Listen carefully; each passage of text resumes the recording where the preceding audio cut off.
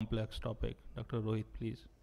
Thank you, Dr. Ugesh. Coming from you, that it's a complex topic is really something. After all, he does a lot of strabismus and neuro-ophthalmology despite being, an expert in oculoplasty. But we'll talk about optic disc edema and pallor, and something I keep telling anytime I make a presentation, that when we are doing squint and neuro-ophthalmology, we just don't have to inform you, we have to keep you awake during the process of information acquiring and delivering. So that's why I want to walk through, try and hope that I'll ask you a couple of questions in the middle just to keep a check that you guys are awake or not. So what is normal? So first thing we need to understand what is normal, then we start looking at pathology. And unless you actually see close, and that's what I was told when I was a resident, that unless you see about 1,000 discs, you'll never be able to know what is a normal disc, because probably there doesn't really exist a term called normal disc. But clearly what's important for us to know is the color. So you need to appreciate the color. The color changes with age. So it should be hyperemic when the child is small, reflecting the hyperopia that a child is born with. So in our early formative years, the eye is hyperopic, the disc reflects that by looking a little hyperemic. As we grow older, there is a progressive loss of the nerve fibers that causes that pallor to come. So as the patient ages in elderly population, partly because of the loss of the fibers and also because of the sclerosis of the lens, the disc starts appearing a little pale, predominantly at the temporal part, and the rest is fairly pink. So that's what a standard color would be. But again, there is a huge amount of variations related to the refractive error. That's why always compare the either eye. Unless there is significant difference in the refractive error between the two eyes, the appearance of the disc should more or less be uniform. Then comes the size and shape. It sometimes is difficult to measure the size and shape. You can do it with your direct ophthalmoscope. You can do it with the slit lamp, making a slit length of the slit beam. But all these are prone to differences based on the refractive error of the eye and the lens that you're using. Again, the best comparison is with the other eye and your appearance of the disc. So just by seeing a few discs, you'll realize what is a larger appearing disc, what is a smaller disc. Then there are other features that you are going to see: the thickness of the nerve fiber layer, the size of the cup, how the margins are. So the regularity of the margins, you should be able to nicely, like in this case, you can nicely see the margins, the scleral margins where the disc starts and the sclera ends. So these should be sharp. They are a little blurred in the superior and inferior poles, because there is a lot of crowding of the nerve fibers, so the underlying margin is not that sharp. Then I said the key thing is neuroretinal rim, so the uniformity. Glaucoma people will be talking ad nauseum on the neuroretinal rim. So I guess we'll just say that it should be regular, it should be nicely uniformly pink. And of course, then the vessels that you have to follow. You have to follow the vessels, how they are emerging. Are there any displacements of the vessels, or there is increased tortuosity? And finally, the peripapillary area, which is also very important. So you can see a lot of changes in the peripapillary area depending upon the pathology you're looking at. So disc edema we have to talk of. So what is optic disc edema, what is papilloedema, what is pseudopapilloedema? Anybody, just to keep you awake. Here, what is disc edema?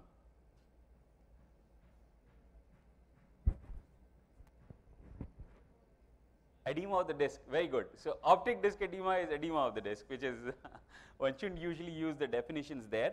But the key to thing is optic disc edema is just true disc edema. There is fluid in the disc. It's like a generic term. So papilloedema is a kind of disc edema which is caused by raised intracranial pressure.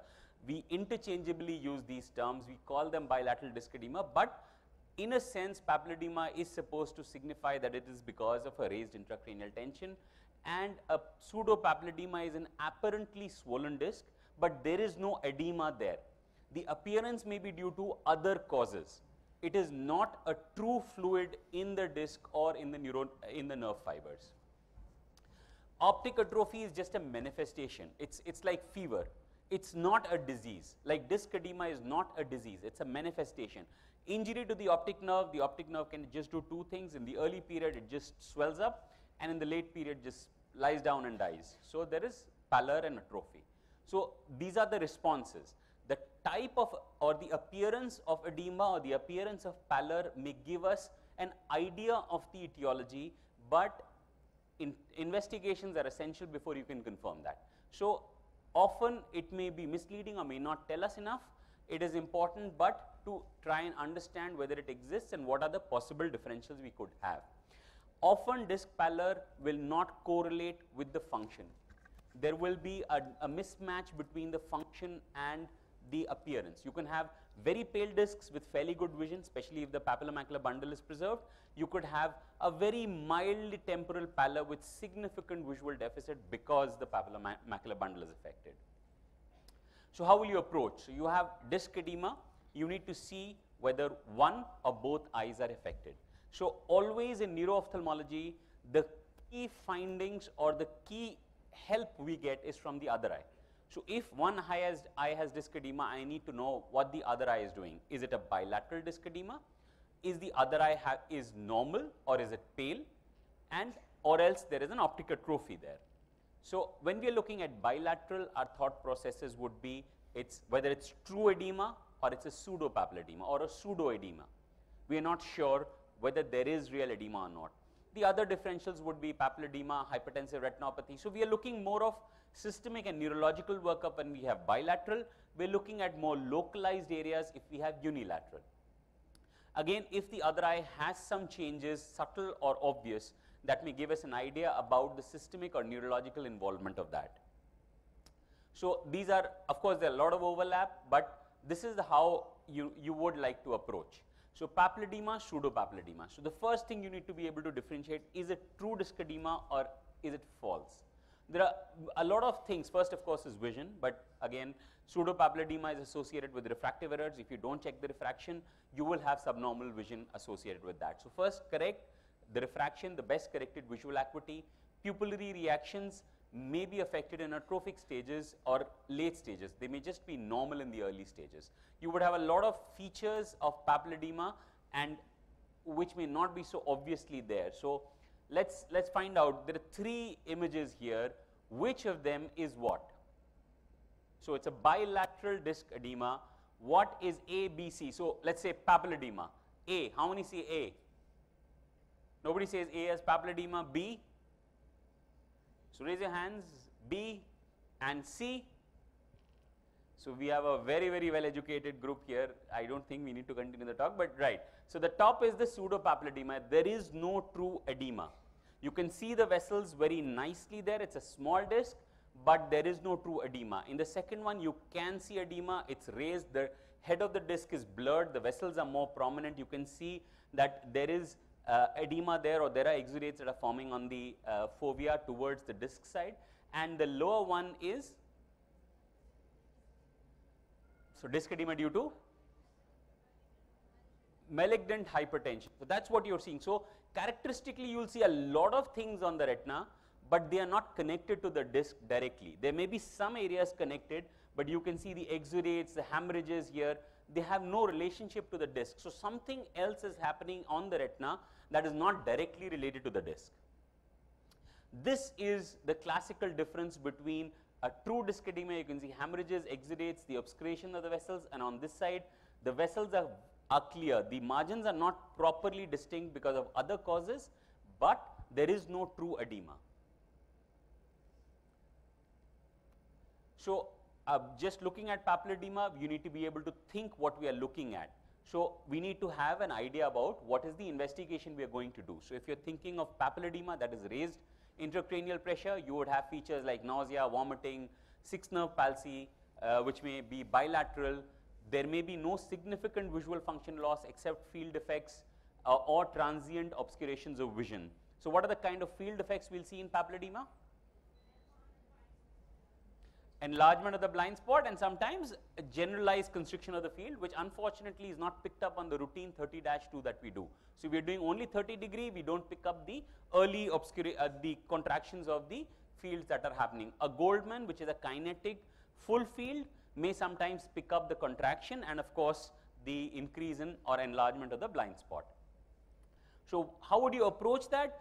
Any papilloedema or a raised intracranial tension can be because of a solid lesion, which is space occupying lesion, or fluid that can be a hemorrhage like subarachnoid hemorrhages, or it could be a fluid overload. So, it could be either an obstructive hydrocephalus or an IIH, increase in intracranial pressure because of increase of CSF formation. It could be related to meningitis, encephalitis, aqueductal stenosis. So, what would our approach be? If you think it is raised intracranial pressure, and imaging becomes mandatory. If it's an urgent presentation, possibly you're thinking in terms of stroke, trauma, intracranial hemorrhages, you can get a CT scan done for an urgent evaluation, because a CT can pick up an early bleed very well. Otherwise, an MRI directed to pick up a space occupying lesion. Of course, a lumbar puncture is essential. If you think in terms of IIH, you need to confirm that the CSF is normal, there is no infection, and of course, the pressure if possible, what is the level of the intracranial pressure. So, we need to also look for, of course, signs of raised intracranial pressure on the MRI. You could get an empty sella appearance, which is not a hard sign for raised ICT. Many would have it as a normal feature. Among the key ones would be a distended optic nerve sheath. So, MRI of the orbit is also essential. Distended sheaths, flattening of the back of the orbit of the globe, or sometimes called as the reverse cupping sign. So, you can see the disc actually protruding into the vitreous. And of course, CSF pressure and its analysis.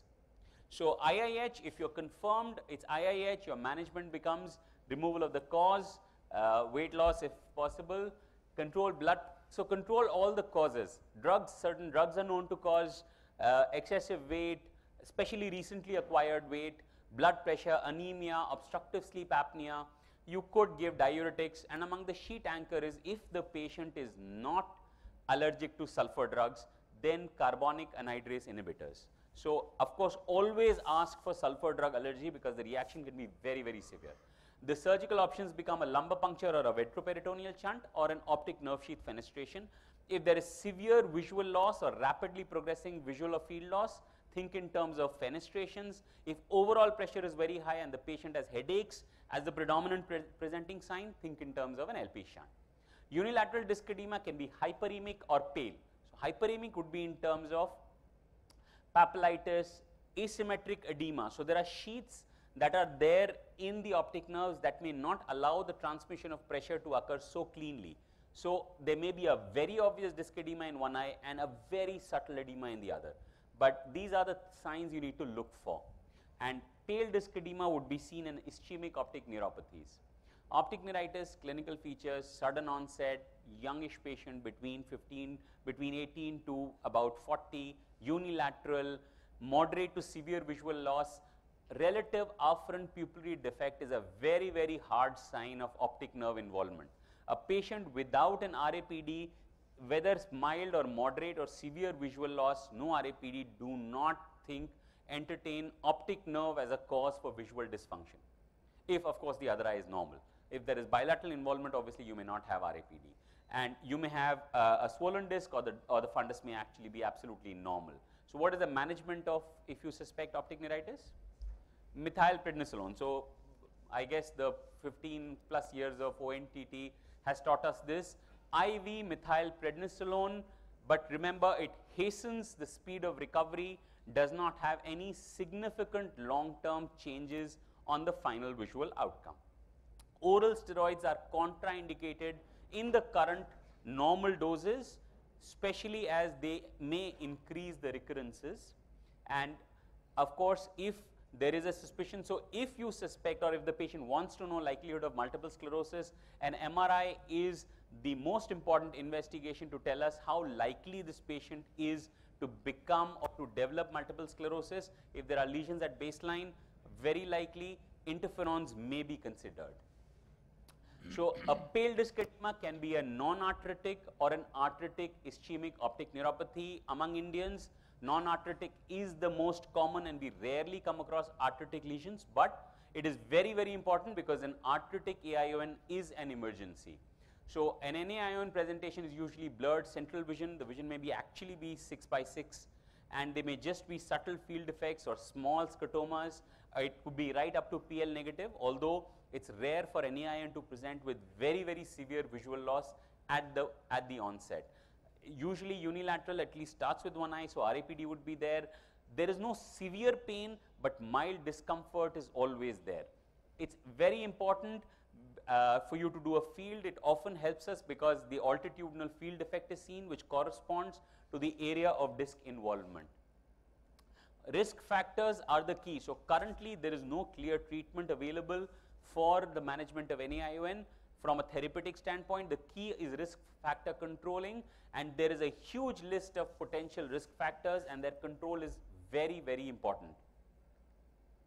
So you manage by controlling risk factors. There is evidence that up to 30% of patients will get the other eye involved if the risk factors are not controlled. There is no clear therapy at the moment of proven benefit. Options are there. People are there, groups who support aspirin, corticosteroids, anticoagulants, but in a proper concerted randomized trial, there is no evidence if any of this works. And optic nerve sheath fenestration definitely is contraindicated. It is more harmful than advantageous. It's important to identify arthritic. They'll present with sudden loss of vision, very, very severe.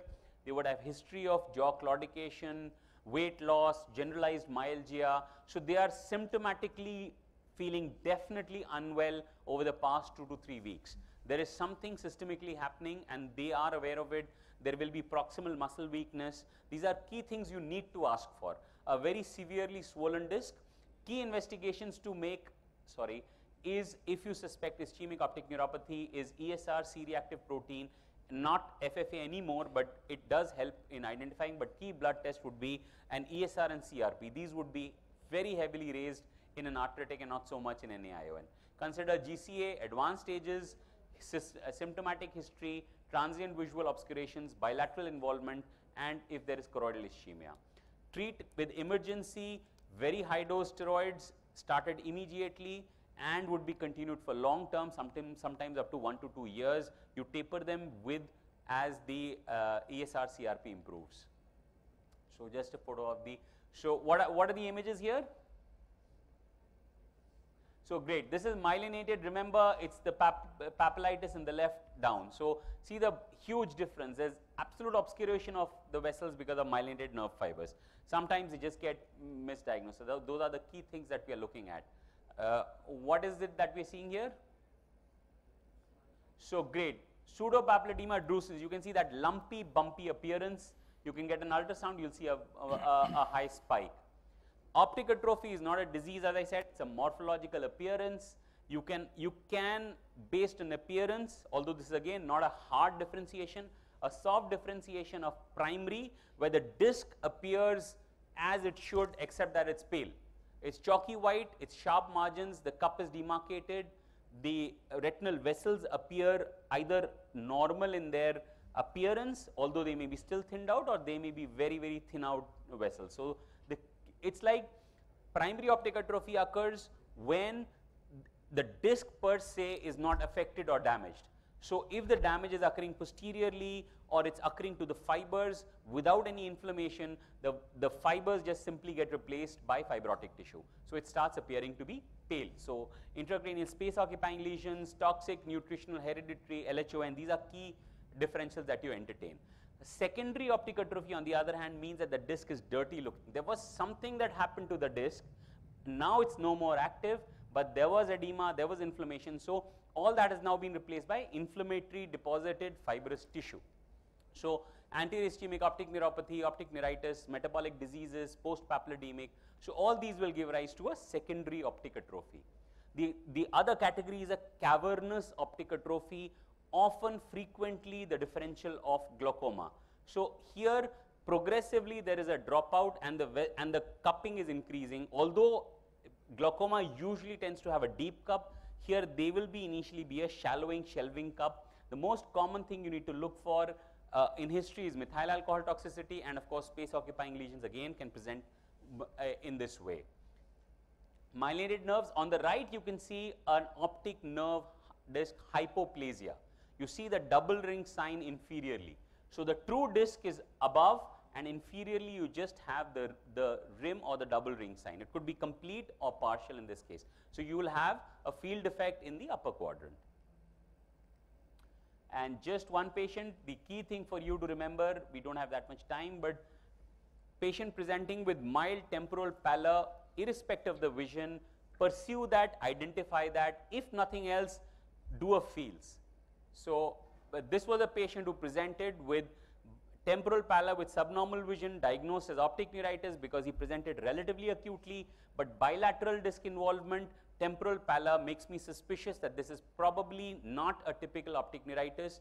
Always search for cause for disc pallor. Young adult came with difficulty in reading, and again the prominent thing was the temporal pallor. First thing to do in any patient if you're doing neuro-ophthalmological examination is a field. Confrontation fields are often enough for us to pick up major issues. Here there was a bitemporal pallor, again image the sella. And just to inform you that we're going to have the Indian Neuro-Ophthalmology Society meeting on 29th, 30th August with a lot of information for residents and special courses.